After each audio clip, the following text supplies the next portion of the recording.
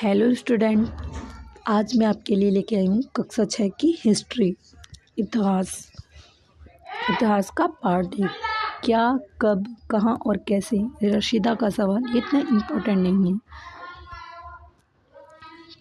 कैसे पता लगाएं, यह जानने के लिए कि कल क्या हुआ था। तुम रेडियो सुन सकते हो, टेलीविज़न देख सकते हो या फिर अखबार पढ़ सकते हो। साथ ही यह जानने के लिए कि पिछले साल क्या हुआ था, तुम किसी ऐसे व्यक्ति से बात कर सकते हो जिसे उस समय की स्मृति हो। लेकिन बहुत पहले क्या हुआ था, यह कैसे जाना जा सकता है। अतीत के बारे में हम क्या जान सकते हैं।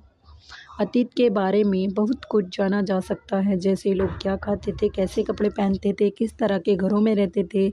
हम आखेटकों, शिकारियों, पशुपालकों, कृषकों, शासकों, व्यापारियों, पुरोहितों, शिल्पकारों, कलाकारों, संगीतकारों या फिर वैज्ञानिकों के जीवन के बारे में जानकारियाँ हासिल कर सकते हैं। यही नहीं, हम यह भी पता कर सकते हैं कि उस समय बच्चे कौन से खेल खेलते थे, कौन सी कहानियाँ सुना करते थे, कौन से नाटक देखा करते थे या फिर कौन कौन से गीत गाते थे। लोग कहाँ रहते थे।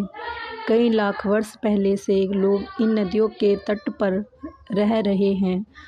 यहाँ रहने वाले आरंभिक लोगों में से कुछ कुशल संग्राहक थे, जो आसपास के जंगलों की विशाल संपदा से परिचित थे। अपने भोजन के लिए वे जड़ों, फलों तथा जंगल के अन्य उत्पादों का यहीं से संग्रह किया करते थे।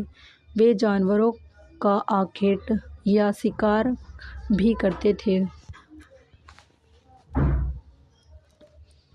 इसी क्षेत्र में कुछ ऐसे स्थान हैं जहां लगभग 8000 वर्ष पूर्व स्त्री पुरुषों ने सबसे पहले गेहूं तथा जौ जैसी फसलों को उपजाना आरंभ किया। इन्होंने भेड़, बकरी और गाय, बैल जैसे पशुओं को पालतू बनाना शुरू किया।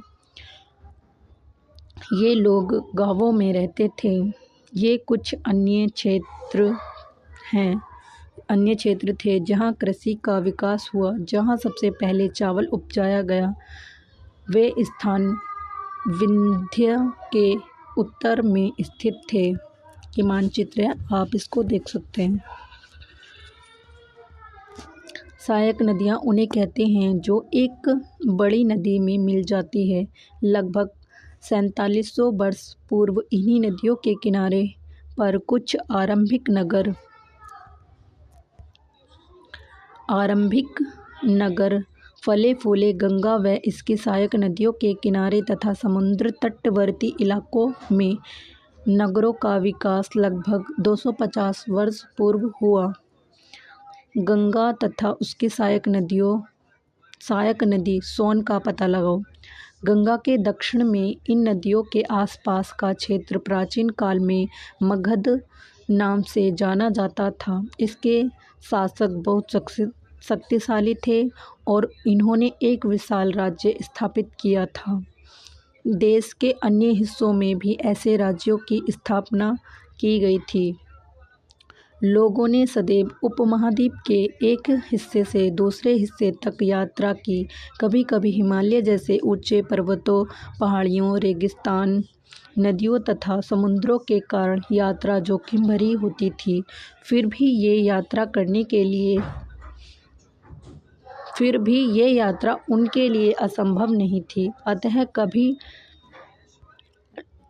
लोग काम की तलाश में, कभी प्रकृति की आपदा के कारण एक स्थान से दूसरे स्थान जाया करते थे। कभी कभी सेना एक दूसरे क्षेत्रों पर विजय हासिल करने के लिए जाती थी। इसके अतिरिक्त व्यापारी कभी काफिले में तो कभी जहाज़ों में अपने साथ मूल्यवान वस्तुएं लेकर एक स्थान से दूसरे स्थान जाते थे।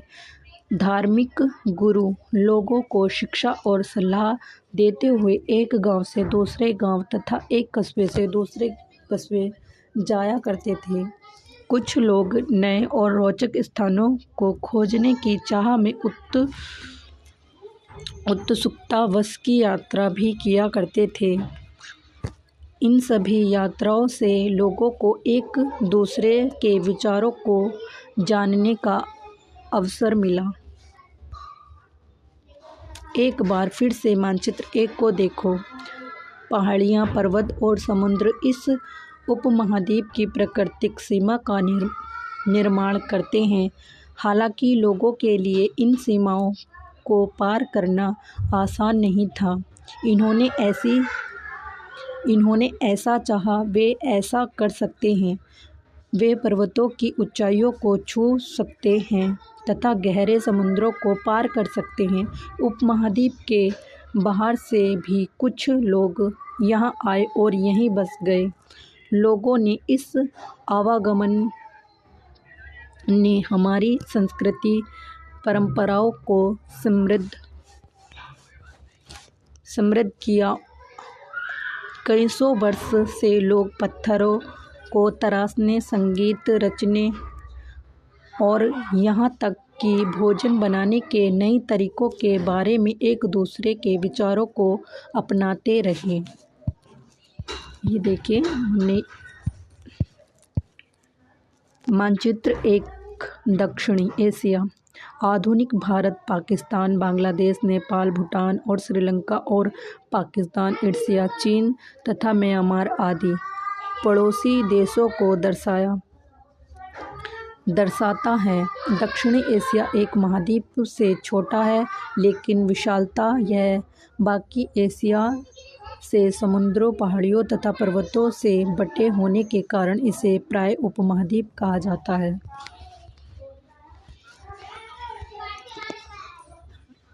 देश के नाम। अपने देश के लिए हम प्राय इंडिया या भारत जैसे नामों का प्रयोग करते हैं। इंडिया शब्द इंडस से निकला है। इंडिया शब्द जो है ये बहुत ही इम्पोर्टेंट है, इंडस से निकला है। या बहुत से एग्ज़ामों में पूछा जाता है, तो आपको इसको नोट करना होगा। जिसे संस्कृत में सिंधु कहा जाता है। अपने एटलस में ईरान और यूनान का पता लगाओ। लगभग 250 वर्ष पूर्व उत्तर पश्चिम की ओर से आने वाले ईरानियों और यूनानियों ने सिंधु को हिंदोस तथा इंदोस और इन नदी के पूर्व में स्थित भूमि प्रदेश को इंडिया कहा। भारत नाम का प्रयोग उत्तर पश्चिमी में रहने वाले लोगों के एक समूह के लिए किया गया था। इस समूह का उल्लेख संस्कृत की आरंभिक लगभग 3500 वर्ष पूर्व पुरानी कृषि ऋग्वेद में मिलता है। बाद में इसका प्रयोग देश के लिए होने लगा। अतीत के बारे में कैसे जानें? अतीत की जानकारी हम कई तरीकों से प्राप्त कर सकते हैं। इसमें से एक तरीका अतीत में लिखी गई पुस्तकों को ढूंढना और पढ़ना। ये पुस्तकें हाथ से लिखी होने के कारण पांडुलिपियाँ कही जाती है। अंग्रेज़ों में पांडुलिपि के लिए प्रयुक्त होने वाला मैन्यूस्क्रिप्ट शब्द लैटिन शब्द मैन्यू, जिसका अर्थ है हाथ से निकला है। ये पांडुलिपियाँ प्राय ताड़पत्रों अथवा हिमालय क्षेत्र में उगने वाले भुर्ज नामक पेड़ की छाल से विशेष तरीके से तैयार भोजपत्र पर लिखी मिली है। पांडुलिपि वे होती हैं जो पेड़ों की छाल पे लिखी हुई होती हैं, ठीक है। और जो पत्थर पे लिखा होता है उसको शिलालेख बोलते हैं, और इसको जो पेड़ों की छालों पे लिखी होती है ये पांडुलिपि होती है। ये पढ़ा देखो, ये है इसमें ताड़पत्रों से बनी पांडुलिपियों का एक पृष्ठ। यह पांडुलिपि लगभग 1000 वर्ष पहले लिखी गई थी। किताब बनाने के लिए ताड़ के पत्तों को काटकर उसके अलग अलग हिस्सों को एक साथ बांध दिया जाता है। भुर्ज पेड़ की छाल से बने ही एक पांडुलिपि को तुम यहाँ देख सकते हो। यह पांडुलिपि, ठीक है।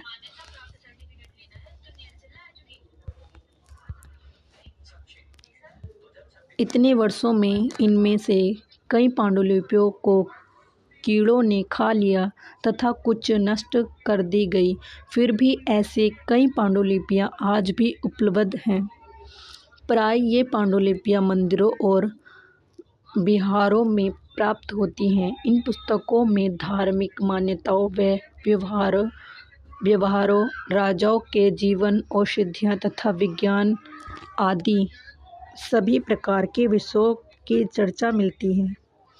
ऐसे अतिरिक्त हमारे यहाँ महाकाव्य, कविताएं तथा नाटक भी हैं। इनमें से कई संस्कृत में लिखे हुए मिलते हैं, जबकि अन्य प्राकृतिक और तमिल में हैं। प्राकृतक भाषा का प्रयोग आम लोग करते हैं, जो आसान होती है। हम अभिलेखों का भी अध्ययन कर सकते हैं। ऐसे लेख पत्थर अथवा धातु जैसी अपेक्षाकृत कठोर सतह पर उत्कीर्ण की गई मिलते हैं। कभी कभी शासक अथवा अन्य लोग अपने आदेशों को इस तरह उत्कीर्ण करवाते थे ताकि लोग उन्हें देख सके, पढ़ सके तथा उनका पालन कर सके। कुछ अन्य प्रकार के अभिलेख भी मिलते हैं, जिसमें राजाओं तथा रानियों सहित अन्य स्त्री पुरुषों ने भी अपने कार्यों के विवरण उत्कीर्ण करवाए।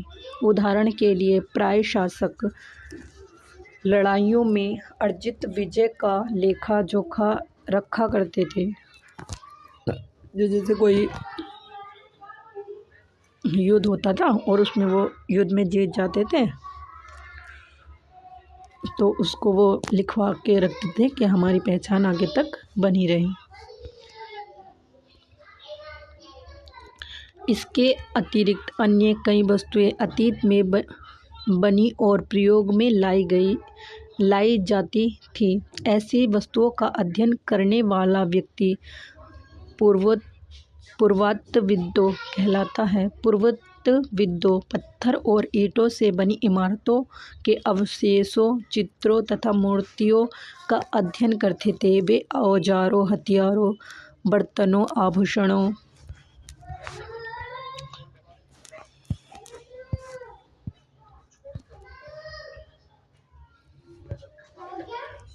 तथा सिक्कों की प्राप्ति के लिए छानबीन तथा खुदाई भी करते थे। इनमें से कुछ वस्तुएं पत्थर, पक्की मिट्टी तथा कुछ धातु की बनी हो सकती हैं। ऐसे तत्व कठोर तथा जल्दी नष्ट न होने वाले होते हैं। पुरातत्वविद जानवरों, चिड़ियों तथा मछलियों की हड्डियां भी ढूंढते हैं। इन्होंने यह जानने में भी मदद मिलती है कि अतीत में लोग क्या खाते थे। वनस्पतियों के अवशेष बहुत मुश्किल से बच पाते हैं। यदि अन्न के दाने अथवा लकड़ी के टुकड़े जल जाते हैं तो वे जले हुए रूप में बचे रहते हैं। पांडुलिपियां अभिलेख तथा पुरातत्व में ज्ञात जानकारियों के लिए ऐतिहासिक प्राय स्रोत शब्द का प्रयोग करते हैं। इतिहासकार इन्हें कहते हैं जो अतीत का अध्ययन करते हैं। स्रोत के प्राप्त होते ही अतीत के बारे में पढ़ना बहुत रोचक हो जाता है, क्योंकि इन स्रोतों की सहायता से हम धीरे धीरे अतीत का पुनर्निर्माण करते जाते हैं। अतः इतिहासकार तथा पुरातत्वविद उन जासूसों की तरह हैं जो इन सभी स्रोतों का प्रयोग सुराग के रूप में कर अतीत को जानने का प्रयास कर सकते हैं। हमने ये छोड़ दिया था आपको ये भी पढ़ाना है। लगभग 2250 वर्ष पुराना यह अभिलेख है। ये रहा।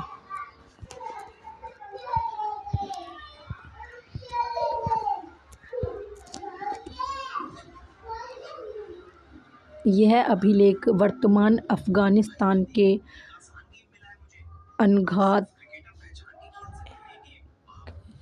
कंधार से प्राप्त हुआ था।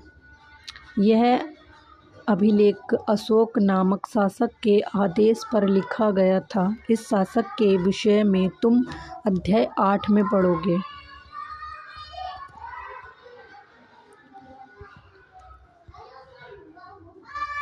जब हम कुछ लिखते हैं तब हम किसी लिपि का प्रयोग करते हैं। लिपियां अक्षर अथवा संकेतों से बनी होती हैं। यह जब हम कुछ बोलते हैं अथवा पढ़ते हैं तब हम एक भाषा का प्रयोग करते हैं। अभिलेख इस क्षेत्र में प्रयुक्त होने वाली यूनानी तथा अरामीक नामक दो भिन्न लिपियां तथा भाषाओं में हैं। बाएं, एक प्राचीन नगर में प्राप्त पात्र। ये पात्र है। इस तरह के पात्रों का प्रयोग 4700 वर्ष पूर्व हुआ था। दाएं हाथ, पुराना चांदी का सिक्का। इस तरह के सिक्कों का प्रयोग लगभग 250 पूर्व हुआ था। ये रहा चांदी का सिक्का। ये है, पहले ऐसे सिक्के चलते थे। इस तरह के सिक्कों को प्रयोग लगभग 250 वर्ष पूर्व हुआ था। हमारे द्वारा आज प्रयोग में आने वाले सिक्कों से यह सिक्का कैसे भिन्न है? बिल्कुल अलग है। ये देखिए कैसे, ये बिल्कुल गोल भी नहीं है। आज का सिक्का जो होता है वो गोल होता है।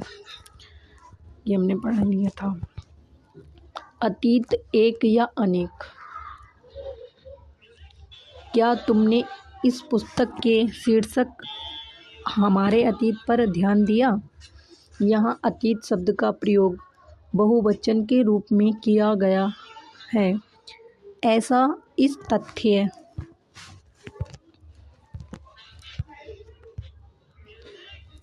की ओर ध्यान दिलाने के लिए किया गया है कि अलग अलग समूह के लोगों के लिए इस अतीत में अलग अलग मायने थे। उदाहरण के लिए पशुपालकों अथवा कृषकों का जीवन राजाओं तथा रानियों के जीवन से तथा व्यापारियों का जीवन शिल्पकारों के जीवन से बहुत भिन्न था।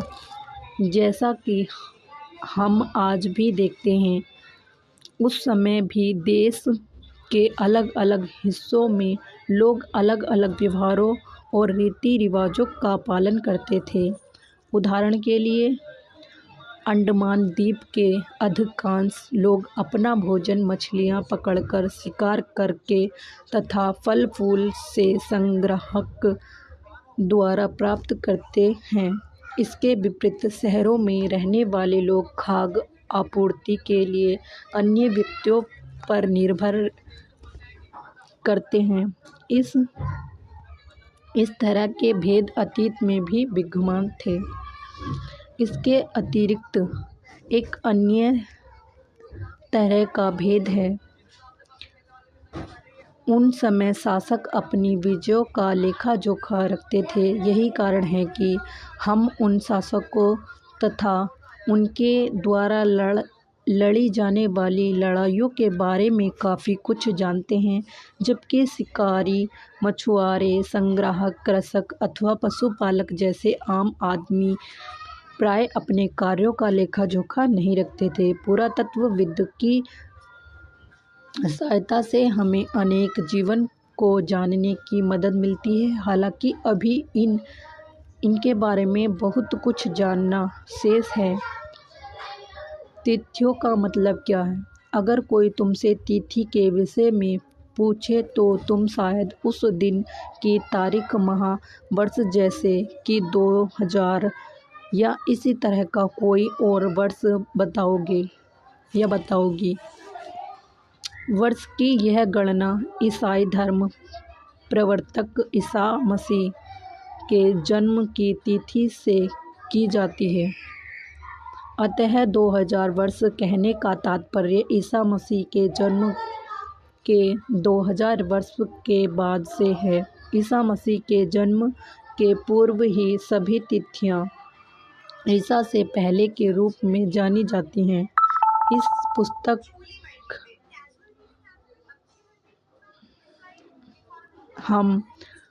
पुस्तक में हम 2000 को अपना आरंभिक बिंदु मानते हुए वर्तमान में पूर्व की तिथियों का उल्लेख करेंगे। ये इतिहास और तिथियां हैं, मतलब उनके बारे में ये हमको नहीं पढ़ना है, इतना इम्पोर्टेंट नहीं है। और ये आत्र है, इसको पढ़ लेते हैं।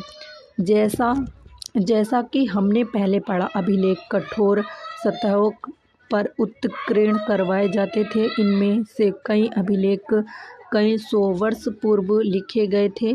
सभी अभिलेखों में लिपियों और भाषाओं का प्रयोग हुआ है। समय के साथ साथ अभिलेखों में प्रयुक्त भाषाओं तथा लिपियों में बहुत बदलाव आ चुका है। विद्वान यह कैसे जान पाते हैं कि क्या लिखा हुआ था? इसका पता अज्ञात लिपि का अर्थ निकालने की एक प्रक्रिया द्वारा लगाया जा सकता है। इस प्रकार से अज्ञात लिपि को जानने की एक प्रसिद्ध कहानी उत्तर अफ्रीका देश मिस्र जैसे मिलती है। लगभग 5000 वर्ष पूर्व यहाँ राजा रानी रहते थे। ये देखिए, जो ऐसे चौकोर सा बनता है उसको पी बोलते हैं, और जो ऐसे बनता है उसको टी बोलते हैं। ये भाषा थी पहले की। मिस्र के उत्तरी तट पर रोसेटा नाम का एक कस्बा था, जहाँ के एक ऐसा उत्कीर्ण पत्थर मिला जिस पर एक ही लेख 3 भिन्न भिन्न भाषाओं तथा लिपियों, यूनानी तथा मिस्र लिपि के 2 प्रकारों में है। कुछ विद्वान यूनानी भाषा पढ़ सकते हैं। इन्होंने बताया कि यहाँ राजाओं तथा रानियों के नाम एक छोटे से फ्रेम में दिखाए गए हैं, जिससे कारतूस कहा जाता है। इसके बाद विद्वानों ने यूनानी तथा मिस्र संकेतों को अगल बगल रखे हुए मिस्र अक्षरों को सामार्थक विधियों की पहचान की। जैसा कि तुम देख सकते हो, यहाँ एल अक्षर के लिए शेर तथा ए अक्षर के लिए चिड़िया के चित्र बने हैं।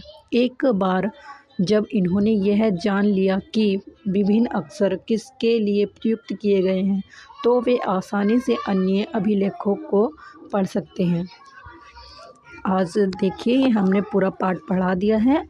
आप इसको अच्छे से पूरा वीडियो को देख सकते हैं, और अगली वीडियो में हम इसके क्वेश्चन आंसर पढ़ेंगे। और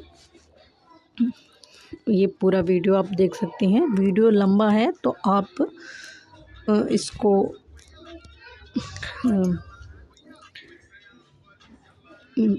आराम से देख सकते हैं। धन्यवाद।